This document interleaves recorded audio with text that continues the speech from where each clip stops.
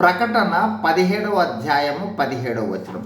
దేవుని మాటలు నెరవేరు వరకు వారు ఏకాభిప్రాయము కలవారై తమ రాజ్యమును ఆ మృగమునకు అప్పగించుట వలన తన సంకల్పము కొనసాగించునట్లు దేవుడు వారికి బుద్ధి పుట్టించును.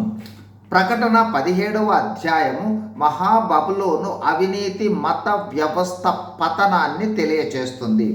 యేసు ప్రభువు రహస్య రాకడ తరువాత భూమి మీద 7 ఏండ్ల అంత్యక్రీస్తు పాలన ముగింపులో జరుగు పరిణామమే ఈ మహాబబులోను పతనము.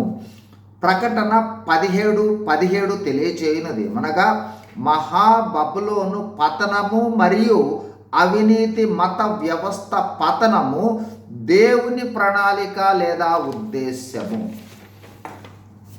1. మృగము అంటే అంత్యక్రీస్తు లేదా మహాబబులోను. 2.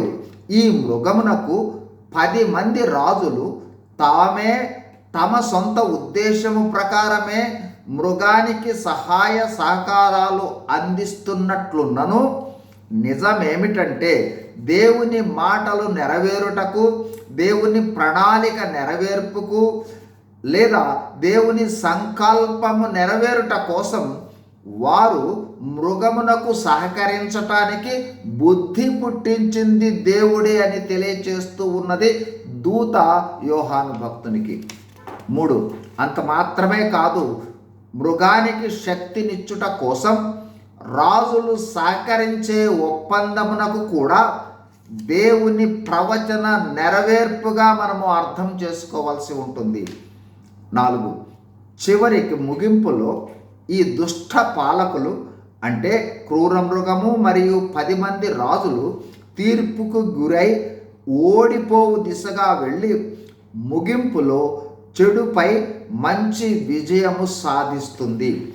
ఈ జరుగు ప్రతి సంఘటనలు దేవుని ప్రణాళికలో, దేవుని ఉద్దేశంలో, దేవుని సార్వభౌమత్వంలోనే కొనసాగుతూ ఉన్నాయని మనం గ్రహించాలి.